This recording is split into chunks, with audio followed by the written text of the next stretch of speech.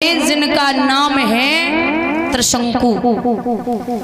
बुजुर्गों, सूर्य वंश में एक राजा हुए हैं जिनका नाम है त्रिशंकु।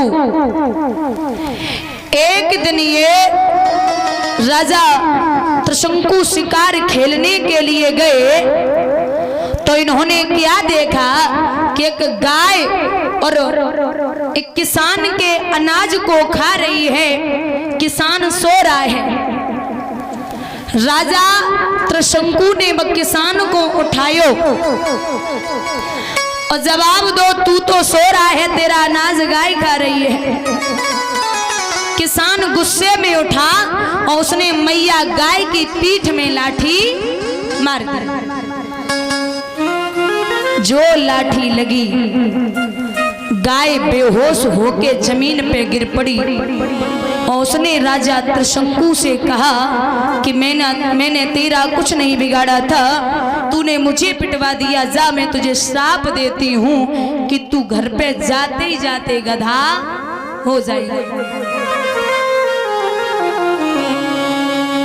राजा त्रिशंकु चरणों पे गिर पड़े, मेरा उद्धार कैसे होगा? तो वो गाय मैया बोली है कि अगर कोई पतिव्रता औरत तेरे ऊपर एक लोटा जल चढ़ा दे तो तू पुनः मनुष्य हो सकता है।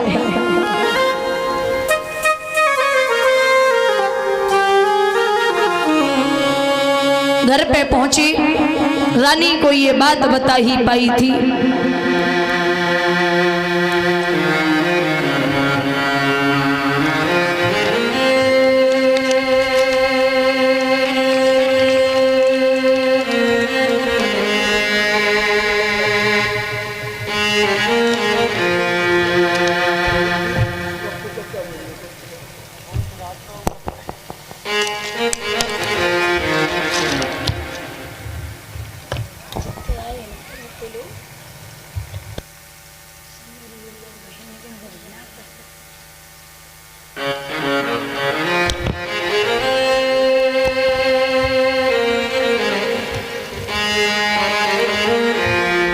और ये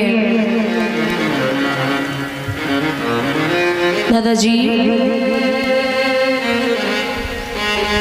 पप्पू यादव और कक्का नगला तेज से माल्यार्पण कर रहे हैं। भगवान से कामना करती हूँ कि कन्हैया सुख और संपत्ति प्रदान हो, ठाकुर जी का आशीर्वाद प्राप्त हो, धन के भंडार गोविंद भरते रहें, जो भी इच्छाएं हम पूर्ण हो, विलासा और आकांक्षा है। घर पे पहुंचे, रानी को बताया कि मुझे श्राप लगा है। जैसे ही अंदर कदम रखो, पुनः राजा मनुष्य से गधा बन गए। पूरी अयोध्या नगरी में मैया घूमी, सबने एक एक लोटा जल डाल के अंजवाया, लेकिन राजा गधे से मनुष्य नहीं हुआ। काशी नगरिया में पहुंची तो काशी नगरिया की सभी माताओं ने एक एक लोटा जल डाल के अंजवाया, लेकिन फिर भी राजा मनुष्य नहीं हुआ। एक मेहतरानी आई, वह मेहतरानी ने लोटा में पानी लियो और रानी को जवाब दो, अगर आपकी आज्ञा हो तो मैं भी एक लोटा जल चढ़ा दूं। बोले हाँ बिल्कुल। जैसे ही महाराज मेहतरानी ने राजा के ऊपर लोटा पानी को छोड़ो है और एक बात कही,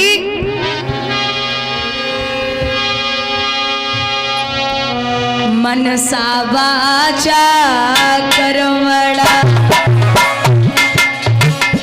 हाँ मनसा वाचा कर्मणा, जो मेरो पति में ध्यान, तो ये गद्धब आज से होवे मनुष्य समान, मेरे भैया होवे मनुष्य समान।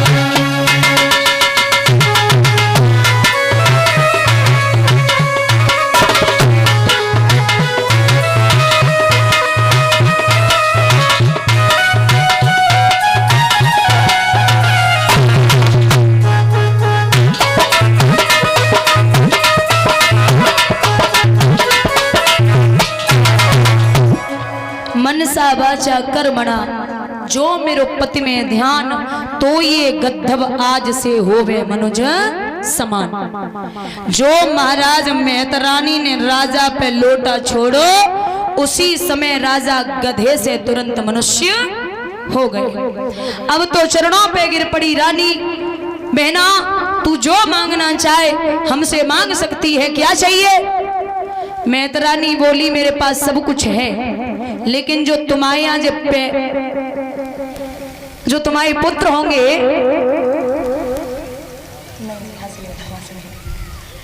लेकिन जो तुम्हारे पुत्र होंगे, आने वाली पीढ़ी जो होगी, इस एक लोटे के बदले में तुम्हारा पुत्र मेरे यहाँ 100 घड़ों जल भरे, ये मेरी इच्छा है। इन्हीं त्रिशंकु के पुत्र हुए राजा हरिश्चंद्र, इसीलिए राजा हरिश्चंद्र ने मेहतर के घर में पानी भरा है। बोलिए गोविंद भगवान की। भैया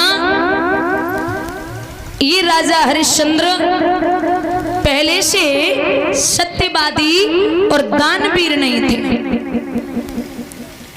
इन्हें भी झूठ बोलना आता था, लेकिन इनकी कोई संतान नहीं हुई तो इन्होंने वरुण देवता का यज्ञ किया। वरुण ने कहा कि तुम्हारे संतान तो हो जाएगी, लेकिन उसी संतान के द्वारा तुम्हें बलि देनी पड़ेगी।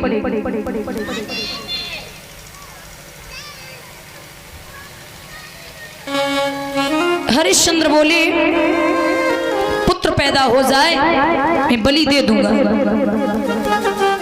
बेटा पैदा हुआ, वरुण जी आए, बोले बलि दो। महाराज 6 दिन का हो जाए तब ले जाना। फिर आए, बोले बलि दो। महाराज 15 दिन का हो जाए तब ले जाना। फिर आए, बोले बलि दो। महाराज 6 महीने का हो जाए तब ले जाना। पुत्र का नाम पड़ा रोहित। राजा झूठ बोलते रहे, राजा को हो गया कोढ़।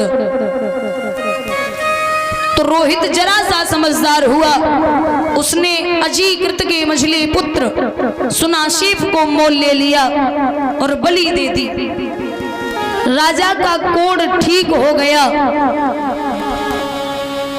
अब राजा ने ये प्रण किया है कि चाहे कितने भी संकट आ जाएं, न तो कभी दान करना छोड़ूंगा और ना ही कभी झूठ बोलूंगा। यहीं से राजा सत्यवादी और दानवीर हो गए। इतने नहीं,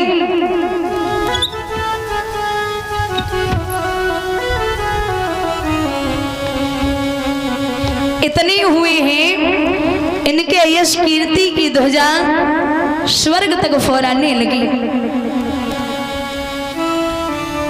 राजा हरिश्चंद्र के गुरु हैं वशिष्ठ जी। एक दिन सभा लगी हुई है, तो वशिष्ठ जी अपने चेले की बड़ाई करने लगे। बोले हमारा चेला बहुत अच्छा है। विश्वामित्र बोले सत होता है, व्रत होता है, पर सीमा सबकी होती है। सावन भादों के दिन पाइके सरिता भी बाहर बहती है। सोना क्या खूब चमकता है, जब तलक दिखाओ आँच नहीं। हे बाबा तेरे घर की बातें की गई अभी तक जांच नहीं। वशिष्ठ जी बोले जो तुम्हारे मन अति संदेह हो तो तुम जाए परीक्षा ले हो जाओ। अगर संदेह हो रहा है तो जाकर के परीक्षा ले आओ। चले हैं राजा हरिश्चंद्र की बगिया में पहुंच के शूकर का वेश धारण किया, सारी बगिया को उजाड़ दिया।